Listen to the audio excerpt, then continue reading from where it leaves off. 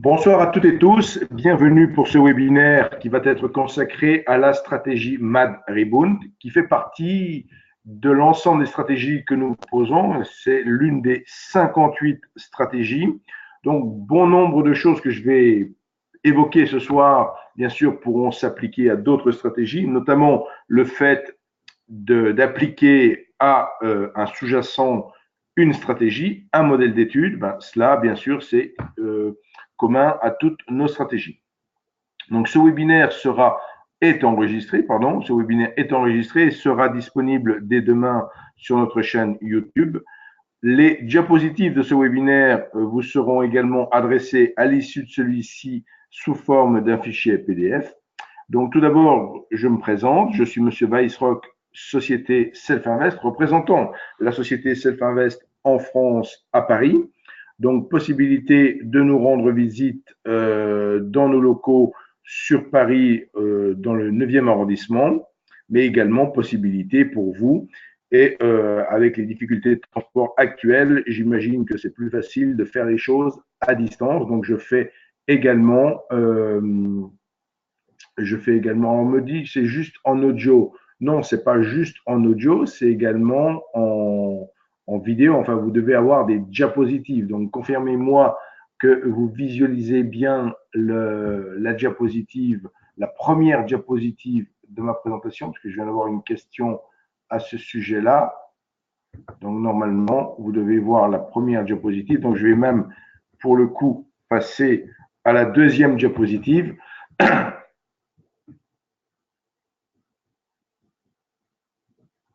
Alors oui, il y a une image. Donc j'ai une autre personne qui me pose la question. Donc normalement, j'ai les images qui sont diffusées. Là, je suis un peu surpris par vos questions. Ah, ok. Donc c'est ok pour tout le monde pour l'image. Donc on est toujours enregistré. Donc parfait. Donc on est parti. Donc je disais juste un instant que je représentais la société Self-Invest à Paris. Donc sur la dernière diapositive de cette présentation, vous aurez mes coordonnées complètes, email, téléphone et bien sûr l'adresse également sur Paris. Donc n'hésitez pas de fait à reprendre contact avec moi si vous souhaitez un rendez-vous personnalisé dans nos bureaux. Évoquons maintenant le sujet de notre webinaire de ce soir. Nous allons tout d'abord définir ce qu'est une stratégie pour dans NanoTrader et pour Self-Invest. Qu'est-ce qu'une stratégie? Nous parlerons du composant le plus important de cette plateforme, notamment pour une stratégie, c'est ce méta-sentimentor qui est la courbe de signal, qui est la manière d'interpréter les différentes informations pour les traduire en signaux d'achat ou signaux de vente.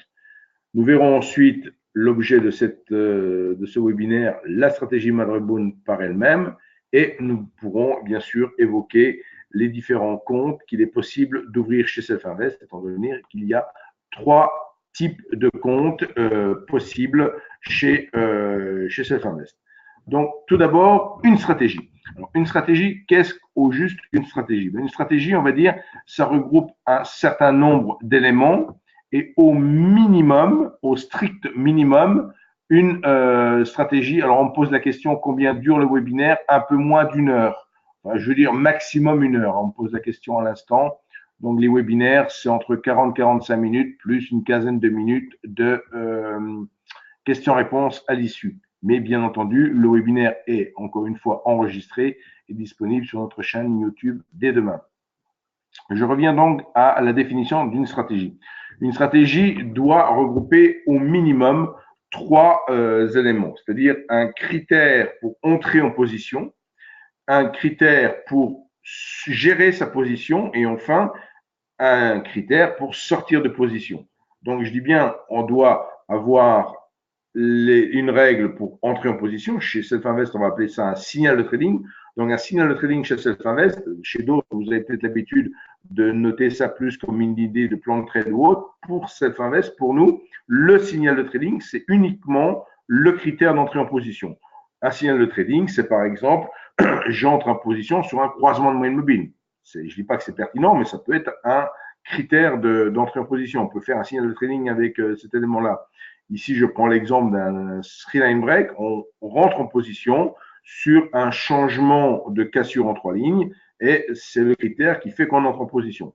Ensuite, on gère sa position avec différents outils, des filtres ou autres, et enfin, on sort de position, soit sur target, sur objectif, soit on se laisse stopper si on n'a pas mis d'objectif à sa stratégie.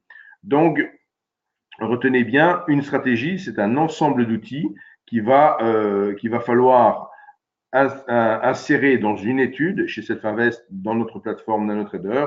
On nomme ça une étude et au sein de cette étude, on va donc ajouter, personnaliser les différents outils qu'il nous faut pour notre stratégie. Donc, nous aurons l'occasion de voir ça dans la barre de personnalisation de l'étude concernant la stratégie Madriboon tout à l'heure. Donc, nous verrons en particulier, j'ai fait plusieurs diapositives, plusieurs captures d'écran pour que cela soit le plus précis et le plus clair possible pour vous. Donc, ensuite, avant de parler de notre stratégie, j'ai dit que j'allais évoquer le MetaSentimentor. Donc, le MetaSentimentor, qu'est-ce au juste? Donc, ça va être un outil pour interpréter un indicateur, pour traduire en fait un indicateur ou les signaux d'un indicateur en signal d'achat ou de vente. Donc, je prends ici un exemple tout à fait simple, je vais dire. Je prends un croisement de moyenne mobile. Donc, qui dit croisement de moyenne mobile, alors à noter que dans la plateforme Selfinvest, le croisement de moyenne mobile, c'est pas la peine d'ajouter successivement 2 moyennes mobiles. Le croisement de moyenne mobile existe en tant que tel. Donc, il suffit d'ajouter l'indicateur qui s'appelle Crossing MA pour disposer de son croisement de moyenne mobile. Donc, de fait, prenons l'exemple ici de 2 moyennes mobiles qui se croisent. Si la moyenne rapide croise la moyenne lente à la hausse, on va avoir un signal d'achat et vice-versa pour un signal de vente. De fait, l'interprétation qui va être donnée, ça va être la valeur 100 lorsque l'on croise au-dessus de la ligne de déclenchement et la valeur 0 dans le cas inverse. De fait, on a deux valeurs 100 ou 0 qui vont permettre d'interpréter des signaux d'achat ou des signaux de vente et les niveaux qui seraient entre 25 et 75 ne constitueraient pas des signaux d'achat ou de vente à proprement parler. Ils peuvent servir de clôture de position ou autre. Mais pour prendre dans Nano par défaut un signal, il faut que le MetaSentimentor ait une valeur entre 0 et 24 pour le signal de vente ou entre 76 et 100 pour le signal d'achat. Et entre les deux, il n'y a pas de signaux qui sont interprétés. Donc, retenez bien que ce MetaSentimentor, c'est quelque chose qui est donc, on me dit, désolé, je n'ai toujours pas d'image, il y a une manipulation à faire pour le panneau de configuration. Non, il n'y a pas de manipulation. Alors, j'ai une personne qui m'indique qu'elle n'a pas d'image. Rassurez-moi quand même, là, vous devez visualiser une image qui se nomme « Le trader donne un sentiment à son indicateur ». Donc, c'est le titre de la diapositive. Donc, est-ce que tout le monde… Sinon, je conseille à la personne qui n'a pas l'image peut-être de se déconnecter, de se reconnecter. Donc, pour les personnes qui suivent mon webinaire, dites-moi si c'est bien OK, enfin, pour les autres personnes, que je m'assure quand même que pour tout le monde, c'est OK. Image OK, me dit-on. Je demanderai 2-3 autres OK supplémentaires, parce que ça m'inquiétait un petit peu, cette affaire d'image. Donc, est-ce que vous avez… Là, vous devez avoir la image OK et sans OK, me dit-on. Donc, vous devez être sur la diapositive qui se nomme « Le trader donne un sentiment à son indicateur ». Cette diapositive reprend une capture d'écran donc de la plateforme qui donc va permettre d'illustrer effectivement la valeur de ce MetaSentimentor.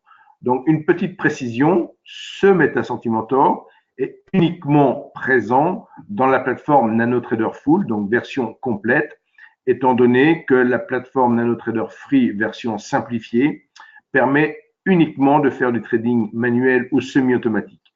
Et ce MetaSentimentor est nécessaire pour tout ce qui est backtesting et trading automatique, mais il n'est pas du tout utile pour faire du trading manuel ou semi-automatique. Donc, comprenez bien que l'on peut faire du trading manuel ou semi-automatique avec NanoTrader Free et que l'on, par contre, si l'on souhaite à disposer du MetaSentimentor et disposer de tous les outils de backtesting et de permettre de faire du trading automatique, il faut bien sûr disposer de la version NanoTrader Full. Donc, ce MetaSentimentor sert à déclencher les ordres, comme je l'ai indiqué à l'instant. Il peut avoir une valeur comprise entre 0 et 100. Et en fait, il peut interpréter un ou des indicateurs. Dans cette diapositive ici, nous visualisons que, en plus du crossing EMA présent sur la diapositive précédente, j'ai ajouté cette fois-ci une MACD. Et de fait, mon MetaSentimentor donc va interpréter à part égale le croisement de la moyenne mobile et la MACD. De fait, il va réagir aux deux informations. Je dis bien ici à part égale parce que l'on peut choisir une pondération entre ces différents indicateurs. On n'est pas obligé de dire que le poids du crossing EMA et le poids de la MACD dans mon exemple sont identiques. On peut tout à fait choisir des pondérations de l'un vis-à-vis de l'autre. Donc, de fait, vous voyez ici la combinaison, en fait, l'interprétation de ces deux informations et de fait, vous n'avez plus du tout la même courbe de signal que celle que vous aviez précédemment. Donc, il s'agit ici de fait, comme je dis, de la somme pondérée. Donc, la pondération ici est de 50-50, donc elle est identique dans mon exemple, mais vous pouvez bien sûr la choisir en fonction de ce que vous souhaitez. Donc, il déclenche les ordres à la clôture de la bougie. Donc, c'est important de comprendre qu'il faut attendre la clôture de la bougie pour obtenir le déclenchement d'un ordre. Si on dépasse 76, on achète. Si on est sous 24, on vend. En conséquence, le trader, vous l'avez compris, n'a pas besoin de programmer. Vous n'avez aucune obligation de savoir programmer la plateforme. Vous pouvez bien sûr apprendre le langage de programmation pour développer vos propres indicateurs, mais il n'y a aucune obligation dans le cas présent du moment que vous voulez traduire dans des critères de trading des choses qui sont déjà établies. Vous n'avez pas du tout besoin de savoir programmer, il faut juste comprendre la méthodologie et la logique de la plateforme pour pouvoir l'utiliser. Bien évidemment, c'est pas en 1 heure de webinaire que vous allez apprendre à vous servir de la plateforme. Pour ma part, je dispense régulièrement des sessions de coaching à la plateforme, des sessions qui prennent entre 1 heure et 1 heure et demie, qui se font individuellement, c'est-à-dire on prend rendez-vous ensemble, je vous contacte au téléphone, vous cliquez sur un lien sur notre site internet et on partage nos écrans. Et à partir de ce moment-là, je peux vous former à la plateforme. Tout ce que je vais vous montrer, vous personnaliser sur votre ordinateur, vous le conserverez. À noter que la plateforme, lorsque vous la téléchargez, vous l'avez définitivement dans votre ordinateur. La plateforme est en durée illimitée. Ce qui est limité, le test qui est limité, c'est l'accès au flux. Donc, il faut savoir que tout broker paye pour ses clients ou pour les personnes à qui on permettrait de tester les outils, paye ses flux. Donc, ce sont les flux qui sont limités dans les périodes de test. Mais la plateforme, vous en disposez donc vous en disposez, excusez-moi, là, vous en disposez donc en permanence de la plateforme et de fait, vous pouvez bien sûr l'utiliser même le week-end avec ce qu'on appelle le symbole simulation, qui est un symbole fictif, qui est un sous-jacent fictif, mais qui va vous permettre de prendre en main la plateforme, même le week-end, sans qu'il y ait accès au moindre flux. Donc, alors, voilà pour le MetaSentimentor. Bien sûr, vous l'aurez compris, ce MetaSentimentor est très important pour tout ce qui touche donc au système de trading.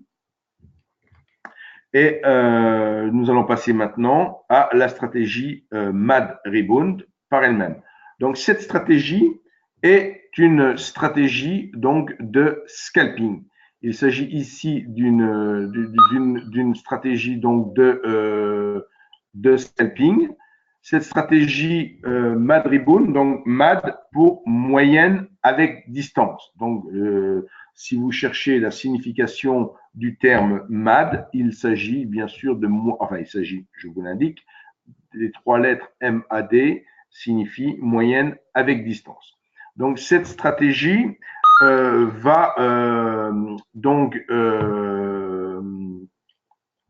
cette stratégie donc exploite un phénomène qui veut une sorte de retour à la moyenne. C'est-à-dire que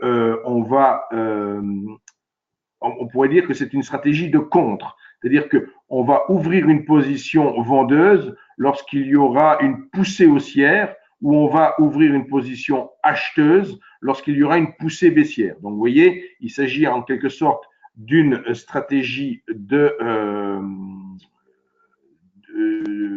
contre-réaction où on privilégie une sorte de retour à la moyenne et de fait, le mouvement qui va être capté est un mouvement de très faible amplitude, d'où cette notion de stratégie de scalping pour le terme de scalper, prendre une petite partie du mouvement. Donc, cette stratégie est utilisée en agrégation 5 minutes. Donc, le premier composant de la stratégie de rebond MAD est le filtre MAD lui-même. Donc, ce filtre MAD, il s'agit d'un filtre qui va colorer le fond d'écran en vert si les signaux d'achat sont acceptables ou en rouge si les signaux d'achat sont acceptables. Donc, vous voyez, c'est extrêmement visuel. Vous avez une coloration du fond de votre écran en fonction du type de signaux qui sont possibles d'être pris. Donc, fond d'écran vert, de fait, signaux d'achat possibles. Fond d'écran rouge, signaux de vente possibles. Donc, voilà comment ça s'illustre ici sur cette capture d'écran. Donc, le deuxième composant de la stratégie, c'est le signal MAD. Donc, ce signal MAD, il est représenté pour sa part par une ligne bleue avec des bandes de part et d'autre. Vous voyez ici que cette enveloppe autour de cette ligne mobile sont à égale distance. Il ne s'agit pas là de bandes de Bollinger, il s'agit de bandes à égale distance du signal MAD. Le troisième composant, c'est la sortie MAD qui gère en partie la position verte. Donc, en fait, la particularité de cette stratégie, vous allez le comprendre tout au long du webinaire, c'est qu'elle a une sortie dynamique. On sort de position de manière dynamique. On verra qu'on a un stop de protection assez lointain, mais pour cette stratégie, il s'agit d'une sortie dynamique, donc, et elle est visualisée ici par une ligne rouge et ses bandes grises. Donc, vous voyez, sur cette diapositive, vous avez la superposition des deux informations, donc le deuxième composant qui est le signal MAD et la troisième composante qui est la sortie MAD. Donc, tout est représenté visuellement directement sur votre graphique, sur le graphique de votre étude. Donc, il ne faut pas être surpris, la stratégie en tant que telle est paramétrée par défaut sur le DAX. Donc, je vous montrerai comment on peut changer ces paramétrages, c'est-à-dire que lorsque vous allez vouloir appliquer la stratégie MAD Rebound sur un autre sous-jacent que le futur DAX, même sur le mini DAX ou le CFD DAX, il faudra changer les paramètres de la stratégie. Donc, attention de ne pas utiliser la stratégie en l'état. Elle est juste, ces paramètres par défaut fonctionnent pour le futur DAX à 25 euros. Si on veut travailler sur un futur mini DAX à 5 euros, ce sont d'autres paramètres que vous voyez ici. Et si de fait, vous voulez travailler sur un CFD DAX, c'est encore d'autres paramètres. Et là encore, si vous voulez travailler sur d'autres sous-jacents, Eurostoxx, Euro-USD ou autres, ou CAC 40, c'est encore d'autres paramètres. Donc, comme je l'ai indiqué, une position à l'achat va être prise quand le fond d'écran du graphique est vert et quand le prix du marché clôture à un nombre de ticks précis au-dessus du prix moyen. Donc, en dessous du prix moyen. Donc, je dis bien, pour une position à l'achat, on va attendre qu'il y ait une clôture, donc qu'il y ait une sorte d'accélération, qu'il y ait une sorte d'accélération baissière. On va donc attendre qu'il y ait une sorte d'accélération baissière suffisamment importante, donc qui est bien sûr paramétrable pour ouvrir une position à l'achat. Et dans le cas d'une vente à découvert, donc on va attendre une accélération haussière suffisante. Alors, voilà, différents paramètres. Ici, j'ai ajouté ce soir, qui n'était pas dans mon précédent webinaire, j'ai véritablement ajouté une visualisation de la barre de personnalisation. Donc, sur la gauche de cette diapositive, vous avez la partie de l'étude qui concerne la barre de personnalisation. Et vous avez ici tous les paramètres à changer. Donc, vous voyez qu'il est même possible de distinguer la distance antique au niveau de l'objectif et au niveau du stop pour un long ou pour un short. Dans le cadre de cette stratégie, on mettra le même nombre de ticks pour le stop long que pour le stop short. Pareil pour l'objectif long que pour l'objectif short. Il faut noter que sur certaines stratégies de day trading ou de swing trading, il est fréquent que l'on n'ait pas les mêmes valeurs. Ici, on est dans une stratégie de scalping, donc vraiment, on capte des mouvements très petits et on capte des réactions par rapport à cette moyenne. Donc, c'est assez logique que l'on ait les mêmes paramètres. Par contre, quand on est dans du day trading, il est souvent constaté que les mouvements haussiers ont tendance à être plus longs que les mouvements baissiers. Donc, on peut considérer qu'on peut avoir un objectif sur un long qui sera moins ambitieux qu'un objectif sur un short. De la même manière, il faudra tenir compte de ce phénomène vis-à-vis des stops. Donc, voilà pourquoi on peut différencier profit target long de profit target short et pareil pour les stop fixes long ou stop fixe short. Pour ce qui est donc du filtre MAD, ça c'est le cinquième paramètre, je veux dire, juste avant, vous avez les distances, donc le signal MAD, la distance ici 15, vous voyez la flèche, la distance pour la sortie à 10, et enfin le filtre MAD avec une distance de 20. Toutes ces données que je viens d'indiquer sont toutes indiquées en tick. Il faut savoir que le tick, c'est la plus petite variation qui est possible sur la plateforme. Donc, si je prends un exemple, le tick, donc pour un futur DAX, va être de 0,5 points.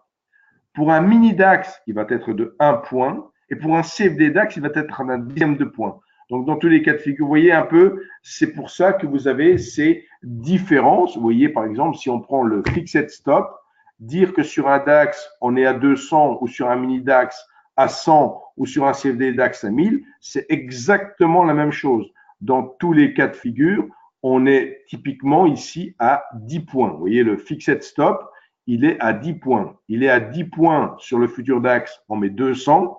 Donc 10 points, ça va être 200 dixièmes de point. Et vous voyez, mini DAX et le CFD DAX. Donc vous voyez, vous comprenez la variation. Pardon, j'ai juste dit une énorme bêtise, autant pour moi. Bien sûr, ce que je voulais dire par là, c'est que la distance est strictement identique vis-à-vis des trois sous-jacents. Ce qui différencie pour les trois sous-jacents, c'est que le tick ne représente pas la même valeur. Par contre, si l'on dit 200 pour le DAX, on a 200 fois 0,5, donc ça veut dire que on est à 100 points. On a sur le mini DAX, on a 100 fois 1, ça veut dire que là aussi on est à 100 points. Et sur le CFD DAX, on a 1000 fois 0,1, donc là on est aussi à 100 points. Vous voyez que dans les trois cas, le stop est à 100 points. Il s'agit d'un stop très lointain.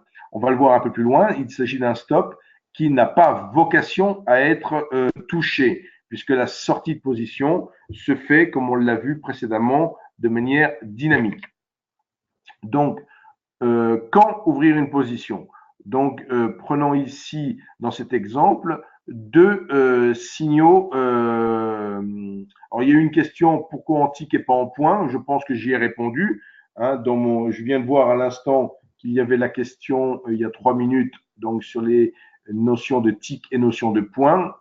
Voilà l'exemple au niveau de ces trois sous-jacents qui travaillent tous trois sur le DAX. Que l'on veut, il y a deux futurs et un. Donc, on a deux futurs et typiquement un CFD. Alors, dans mon exemple ici de cette stratégie, quand donc ouvrir une position, vous voyez dans cet exemple qu'il s'agit de deux exemples de signaux d'achat. Donc, on va donc attendre un certain nombre de ticks, et dans cet exemple ici, c'est 15 ticks. Donc, on attend que le marché clôture 15 ticks en dessous du prix moyen du marché. Donc, ce prix moyen du marché qui est délimité, qui est déterminé par la ligne bleue du signal MAD. Et lorsqu'il y a cette clôture qui est effectuée, la position à l'achat est ouverte. Alors, je passe à la diapositive suivante. Donc, sur ce second exemple, on a de fait deux positions. Donc là, quand ouvrir une position short, en quelque sorte, une position de vente à découvert. Donc, ici, on s'aperçoit qu'il faut attendre un décalage de 15 ticks à la hausse, donc une hausse de plus de 15 ticks par rapport au niveau moyen du marché pour, de fait, ouvrir cette position de vente à découvert. Notez que la position de vente à découvert est prise à l'ouverture de la bougie suivante. Donc, on a la bougie du signal et on prend la position à l'ouverture de la bougie suivante. Donc, la stratégie Madribond utilise une limite et un stop. Donc, l'objectif de profit est petit. Le stop, quant à lui, est très loin, donc le stop fixe est très loin du prix du marché et il sert en quelque sorte de safety net, c'est-à-dire qu'il va servir de stop de protection de capital, mais il est quasiment jamais touché. Donc, un petit objectif de profit est souvent atteint. Donc, c'est le principe même d'une stratégie de scalping. Une stratégie de scalping est là pour avoir un taux de réussite très important, de l'ordre de 80%, voire plus. Donc, mais bien sûr, il faut être en mesure de ne jamais se trouver pris à contre-pied, de ne pas reperdre en une ou deux fois ce que l'on a pu gagner en 8 fois. Donc, le risque d'une telle stratégie est que de temps en temps, l'objectif de profit ne soit pas atteint et qu'une perte anéantisse une bonne partie des profits réalisés au fil du temps. C'est de là que vient la sortie MAD. Donc, c'est en cela que cette sortie dynamique est plus intéressante que bon nombre d'autres stratégies de scalping qui n'offrent pas ce type de sortie dynamique. Donc, la philosophie d'un stop loss traditionnel est très différente de celle de la sortie MAD, comme je viens de l'indiquer. Donc, ce stop loss clôture la position quand une perte maximale acceptable est atteinte. La sortie MAD est plus subtile pour sa part. Elle est basée sur le principe que lorsque le marché se déplace contre le trader, dans la plupart des cas, le marché ne bouge pas de façon linéaire, mais oscille. Donc, on va accepter d'une certaine manière, au travers de cette stratégie, on va accepter que le marché, on va autoriser une certaine volatilité au marché, d'où le fait que l'on a ce stop fixe lointain. L'absence de stop loss traditionnel proche du prix d'entrée peut également donner à la position la possibilité de perdre du terrain, comme je viens de l'indiquer à l'instant, avant d'atteindre son objectif. Et on va le voir dans les diapositives suivantes, quelques exemples de ce point de vue-là. Donc, la sortie MAD, on l'a déjà indiqué, est la ligne rouge avec ses bandes grises, donc, qui a été matérialisée tout à l'heure sur la diapositive. Donc, voici un exemple de trade. Voici un exemple de trade. Donc, vous avez reconnu ici donc, un décalage à la baisse, de fait, une opportunité d'achat. Donc, cet exemple montre deux signaux d'achat sur DAX futur. Dans les deux cas, l'objectif de profit, donc la ligne verte, est atteint. Donc, je rappelle que la prise de position s'effectue à l'ouverture de la bougie suivante. Alors, ce qui se produit souvent dans ce type de stratégie et dans ce type de trade, c'est que bien souvent, comment on appelle ça, la prise de bénéfice a lieu dans la même bougie. Je rappelle, la stratégie fonctionne sur des bougies 5 minutes. Donc 5 minutes à l'échelle du scalping, ça peut être long. Du fait, on peut avoir au sein d'une même bougie l'ouverture et la clôture de position. Donc, nouvel exemple qui montre un signal de vente à découvert. Typiquement, le petit objectif de profit est atteint rapidement, là encore, atteint dans la même bougie. Donc, en pratique, est-il possible de toucher le stop à 100 sans être sorti par la sortie MAD? Je dirais, ce pourrait être possible en cas de violent gap, je dirais. On peut pas l'exclure. Maintenant, dans la pratique, je vous invite effectivement à tester. Donc, la question était, en pratique, est-il possible de toucher le stop à 100 sans être sorti sur sortie mat? Donc, l'exemple du stop à 100 points est pris ici sur le DAX. Hein. Vous avez vu tout à l'heure que les paramètres peuvent différer en fonction des sous-jacents. Je dirais s'il y a un énorme slippage en cours, mais je ne l'ai pas spécialement rencontré. Donc, il faut toujours, on ne peut pas totalement l'exclure. Maintenant, il faudrait qu'il y ait effectivement une prise de position juste avant une statistique ou quelque chose du style. Donc, nouvel exemple de trade ici sur cette diapositive. Cet exemple montre cette fois-ci la sortie MAD en action. Donc, un signal d'achat apparaît. Le marché a baissé et l'objectif de profit n'a pas été atteint. Donc, un stop traditionnel aurait clôturé la position lorsque le marché était en train de baisser. De fait, le stop qui est mis sur la stratégie étant tellement lointain, la sortie MAD a toutefois permis de clôturer la position, mais plus tard. Vous voyez dans l'exemple ici, la sortie de position s'effectue beaucoup plus tard, puisque la prise de position a eu lieu grosso modo à 19h40 ici, et la sortie de position s'effectue à 20h45. Donc, c'est une perte, mais ça réduit la perte par rapport à la sortie qui se serait faite sur le stop fixe. Nouvel exemple de trade.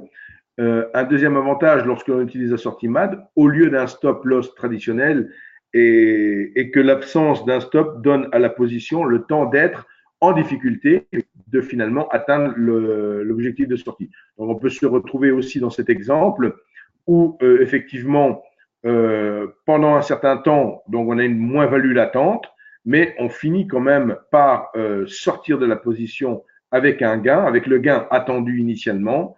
Donc, c'est ce phénomène où on laisse effectivement un petit peu respirer la position.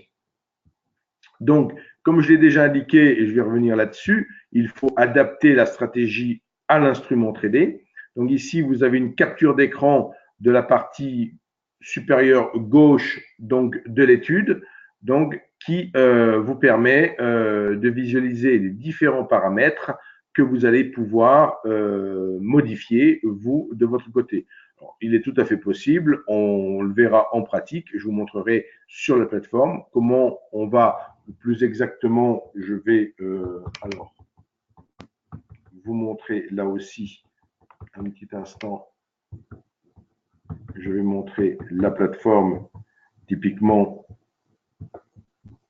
voilà, je viens, parce que c'est vrai que ça fait beaucoup de théorie et moins de pratique, pourrions-nous dire. Alors attendez, je vais juste.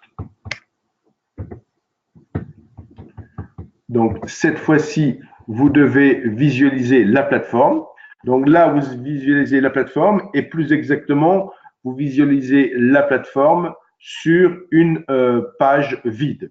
Donc vous visualisez cette plateforme sur une page vide et maintenant, je vais vous montrer comment appliquer la stratégie Madribund. Alors, je vais la prendre, mon premier exemple, je vais le prendre sur le DAX, hein, puisque je vous l'ai dit tout à l'heure, c'était sur le futur DAX où les paramètres étaient mis par défaut. Donc, je cherche le sous-jacent qui m'intéresse, je prends le futur DAX sur juin, puisque désormais, On est passé sur l'échéance de juin. Je fais un clic droit sur le sous-jacent que j'ai sélectionné pour ensuite sélectionner modèle d'étude et aller dans la rubrique WHS stratégie, dans le répertoire WHS stratégie pour aller chercher la stratégie WHS Mad Ribbon, donc qu'on trouve par ordre alphabétique, et j'applique le modèle d'étude de la stratégie. Donc, vous voyez, ici, on retrouve directement la stratégie dans son modèle d'étude avec sur la partie gauche tous les éléments de ma barre de personnalisation. Donc, vous voyez, ici, j'ai réduit toutes les rubriques de ma barre de personnalisation. Si j'ouvre la partie bracket ici, vous retrouvez Profit Target et Fixed Stop. Donc, on est bien à 10 et à 200. C'est ces valeurs-là que vous pouvez changer, soit en les changeant directement dans la barre de personnalisation, soit en cliquant, comme je le fais à l'instant, dans l'étude elle-même, où vous pouvez changer les valeurs. Il suffit de cliquer sur les valeurs. C'est la même chose pour ce qui concerne le filtre MAD que vous retrouvez ici, dans la rubrique filtre. Vous retrouvez ce filtre MAD et vous avez la possibilité, la distance ici, vous voyez, de la changer.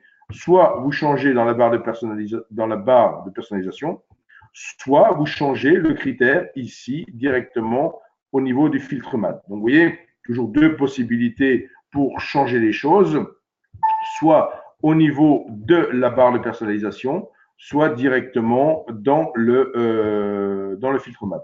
Je repasse à ma présentation ici. Donc, on retrouve la présentation avec, comme je l'ai indiqué à l'instant, les endroits où vous pouvez changer vos paramètres.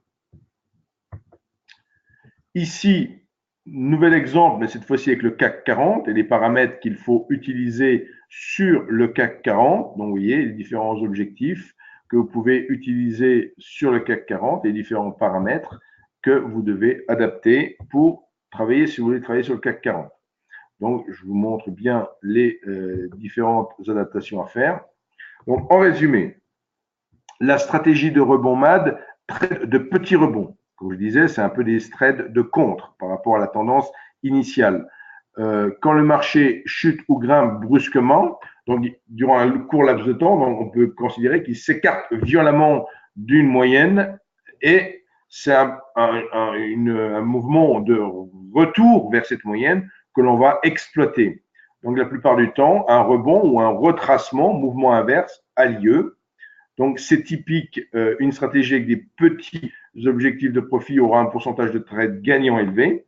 Mentalement, cela convient à de nombreux traders. C'est vrai que c'est confortable de se dire je vais avoir 8 à 9 trades sur 10 gagnants. Maintenant, il faut savoir qu'il y a bien sûr des trades perdants et qu'il faut être capable de gérer convenablement. Donc, pour éviter les grandes pertes qui anéantiraient une partie, voire la totalité des profits réalisés, donc cette stratégie compte en partie sur cette sortie dynamique, vous l'avez compris.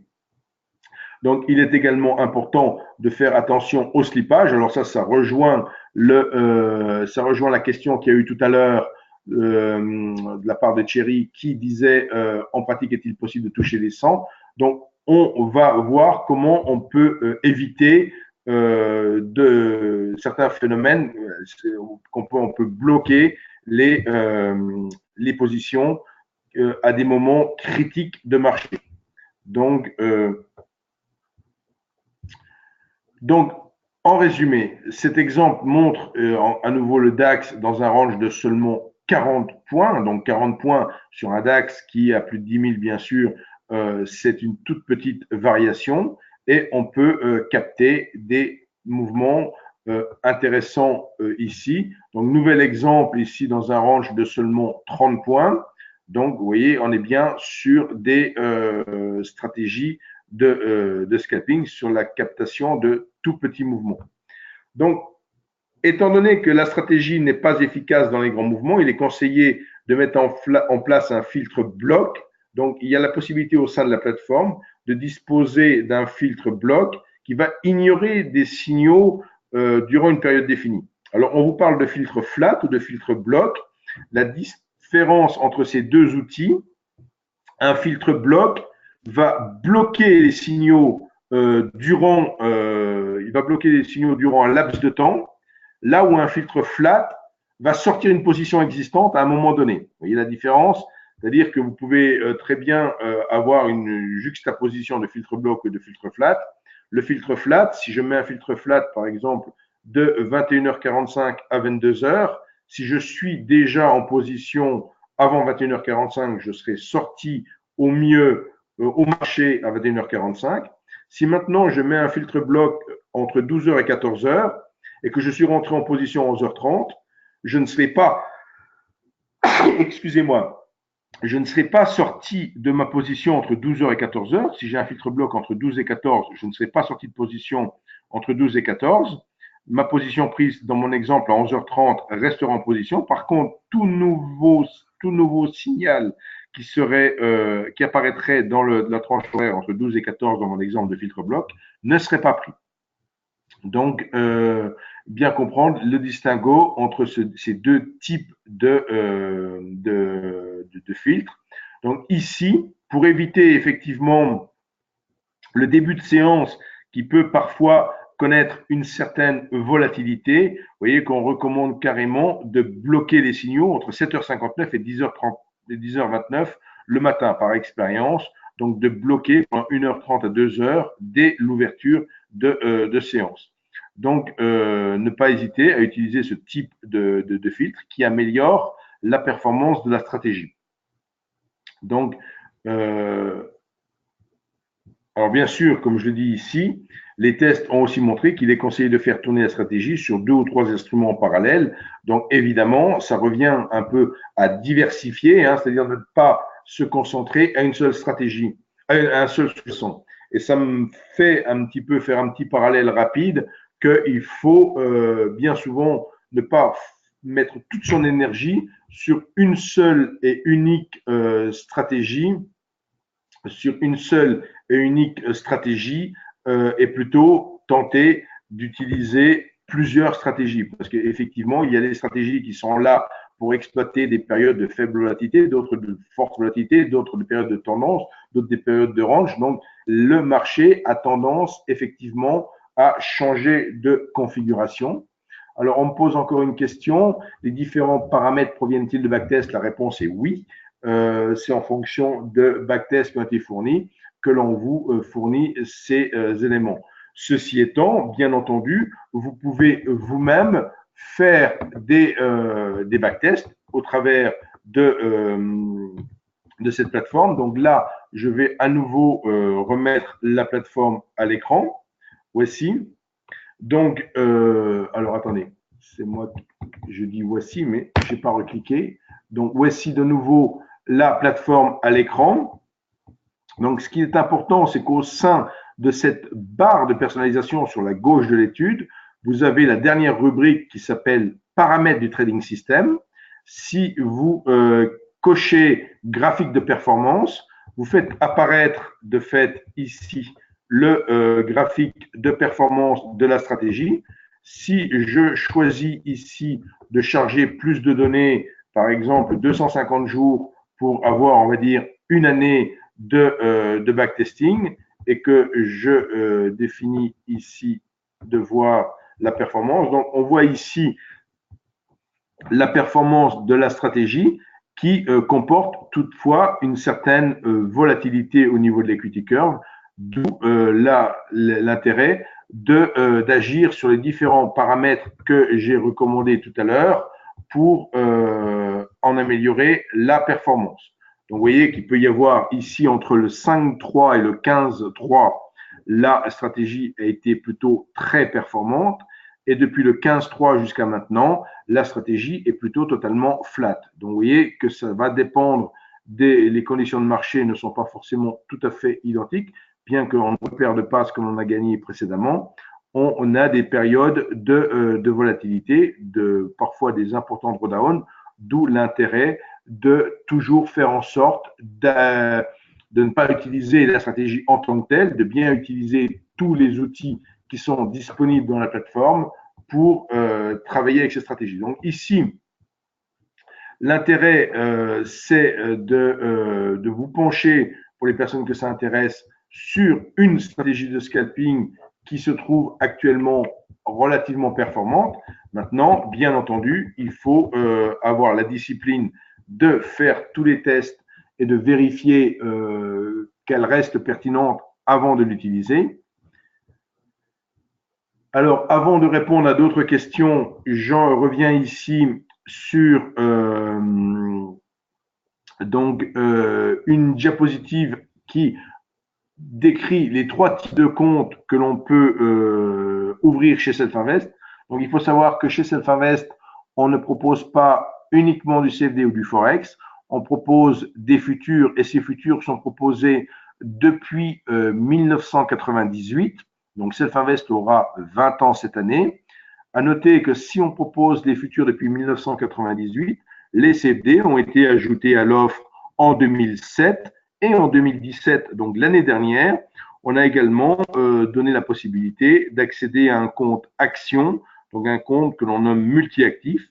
Et la particularité de notre plateforme NanoTrader, c'est qu'elle permet de travailler ces 3 types de comptes. Vous n'avez pas à apprendre à chaque fois une nouvelle plateforme. La même plateforme peut servir aux 3 types de comptes. Et si vous optez pour la plateforme MetaTrader que l'on propose également, la plateforme MetaTrader est spécifique à l'offre CFD Forex, comme je l'indique sur cette diapositive. Donc, au travers, on ne peut ouvrir uniquement un compte CFD Forex pour travailler avec MetaTrader, alors que on peut bien sûr, on peut travailler avec NanoTrader sur l'ensemble des différents comptes. Voilà ce qu'il faut retenir. Tous ces comptes, bien sûr, l'argent est ségrégué, c'est-à-dire que l'argent est séparé des avoirs du broker. Donc, c'est également un élément très important à prendre en compte lorsque l'on choisit d'ouvrir un compte chez un trader. Self-Invest, et je le disais tout à l'heure, existe donc depuis près de 20 ans et a toujours été récompensé, régulièrement récompensé par différentes enquêtes. C'est encore le cas en 2018. J'aurais pu actualiser ma diapositive où il y avait les récompenses de 2017 qui y sont apportées. Donc, enfin, dernière diapositive de ma présentation avant de répondre plus amplement à vos questions. Donc, dernière diapositive où vous retrouvez ici l'ensemble de mes coordonnées. Donc, je peux vous accueillir sur rendez-vous dans nos bureaux à Paris. Vous pouvez me contacter sur le numéro de téléphone qui s'affiche. Vous pouvez bien évidemment m'adresser un email. Et j'attire là encore votre attention sur le fait que je vais vous adresser la présentation en forme de fichier PDF par email à l'issue de ce webinaire. Et vous aurez donc de fait la possibilité, là encore, de répondre. Et on peut me retrouver également sur les sites Univers Bourse ou Self-Invest. Voilà pour la partie que je vais dire enregistrée. Je vais maintenant prendre les questions.